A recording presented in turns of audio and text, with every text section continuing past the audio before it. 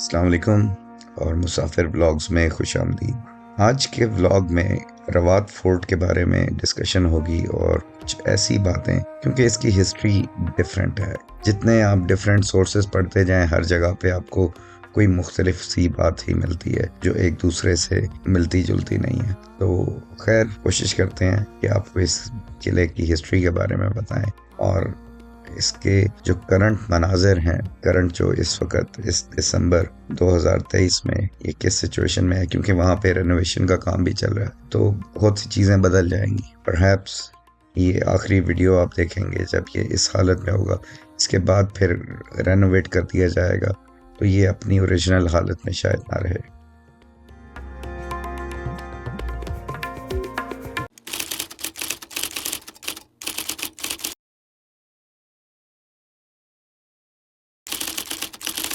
पंद्रह सौ सैंतालीस में रवात फोर्ट में शायद कुछ ऐसा ही है।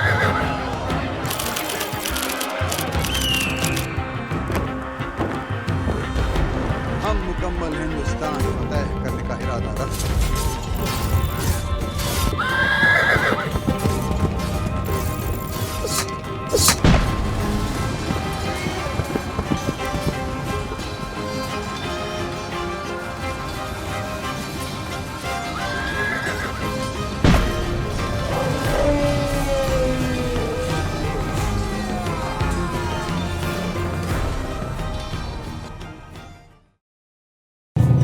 अस्सलाम वालेकुम and welcome to another Musafir vlog. और आज का व्लॉग भी मेरे लेज़ी व्लॉग्स का हिस्सा है कि जहाँ पर मैं अगर दूर नहीं कहीं जा सकता तो मेरी कोशिश है कि करीब ही कुछ ऐसे हिस्टोरिकल प्लेसेस जिसके बारे में कुछ वैल्यूएबल इंफॉर्मेशन शेयर की जा सके तो उनके बारे में व्लॉग बनाएं।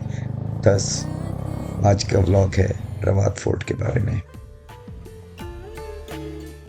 फोर्ट में एंटर होने से पहले ही आपको एक बोर्ड के ऊपर इस फोर्ट की हिस्ट्री के बारे में और कौन कौन यहाँ पे हाकिम रहे और क्या हालात थे, तो उसके बारे में सारी इंफॉर्मेशन एक बोर्ड के ऊपर मिल जाती है। अगर हमें रवात के किले की हिस्ट्री को जानना है तो हमें कदीम हिंदुस्तान की तारीख के ऊपर नज़र डालनी पड़ेगी और जाना पड़ेगा 15वीं सदी ईस्वी में। 1519 में शहनशाह बाबर ने हिंदुस्तान पर हमला किया। उस वक़्त ये रवात का जो इलाका है पोठहार का इलाका कहलाता था और ये दो हिस्सों में तकसीम था, जिसके एक हिस्से पर तातार खान और दूसरे हिस्से पर हाथी खान की हुक्मरानी थी। ये दोनों चचाजाद भाई थे।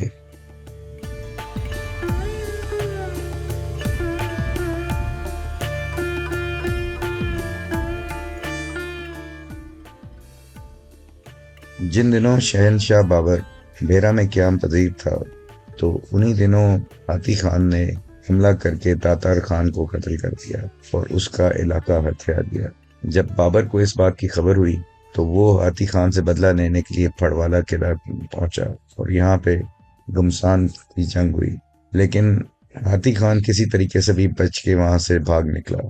कुछ अरसा गुजरा, उसके बाद फिर हाथी खान की और बाबर की सुलह हो गई और उसने फिर हाथी खान को इस इलाके में अपना नुमाइंदा मुंतखब किया और सुल्तान का लक़ब दिया। और यहाँ से शुरू हुई थी गठड़ों की और मुगलों की दोस्ती।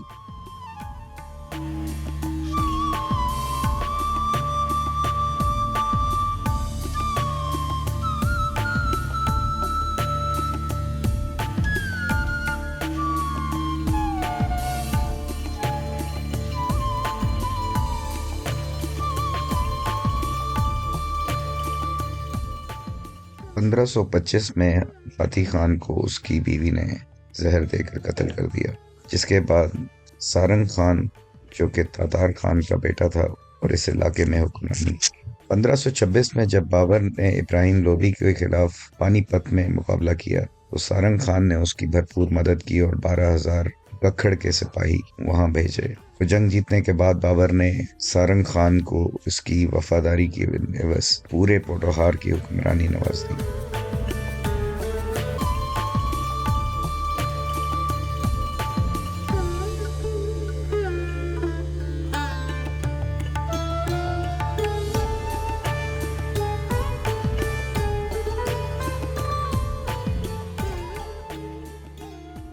वक्त गुजरता गया और बाबर के बाद आए मुग़ल बादशाह हुमायूं। लेकिन शेरशाह सूरी से शिकस्त खाने के बाद हुमायूं ने ईरान में पनाह ली और शेरशाह सूरी ने इस पूरे इलाके पर अपना कब्जा जमा लिया। शेरशाह जानता था कि इस पोटोहार के इलाके में ककड़ों की हुकूमत कायम है और ये लोग मुगलों से वफादार थे। तो इस चीज़ को काउंटर करने के लिए उसने जेहलम के मुकाम पर एक बहुत बड़ा किला रोहतास के नाम से बनाया। अब सारंग खान को पता था कि शेर शाह ने ये किला इस इलाके में अपनी हुकूमत को मजबूत करने के लिए बनाया है, तो वो उस किले में खुफिया तौर पर कार्रवाइयाँ करके वहाँ के सिपाहियों को मारता रहता था। शेर शाह ने तो अपने वक्त में इसका कुछ खास बदला नहीं लिया, लेकिन उसकी वफात के बाद उसके बेटे सलीम ने तंग आकर सारंग खान के ऊपर चढ़ाई कर दी और इसी किले में आकर एक खौफनाक जंग के बाद उसने सारंग खान और उसके 16 बेटों को यहीं पे दफना दिया और इस तरह उनकी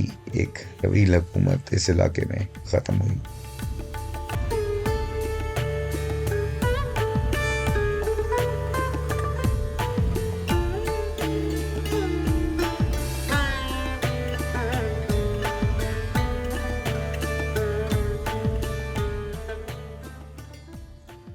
तारीख में हमने ये बहुत देखा है कि ताकत के हसूल के लिए और हुक्मरानी के लिए भाई ने भाई को मारा है। इसी तरह यहाँ पर भी एक भाई ने दूसरे भाई को मारा और उस जगह को हत्या लिया, फिर उसको भी उसकी बीवी ने मार दिया और आखिर में आकर एक बड़ी ताकत के साथ हमला करके उसने इनको मार दिया।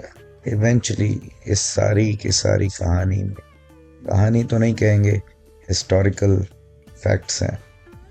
इससे हमें यही पता चलता है कि बड़ी से बड़ी ताकत भी होती है ना, तो उसका ज़वाल होता है। आज ये कब्रें देख के वहशत सी होती है, लेकिन एक बहुत बड़ा सबक मिलता है कि इंसान को ऐसा किरदार छोड़ जाना चाहिए जो सदियों तक याद रखा जाए।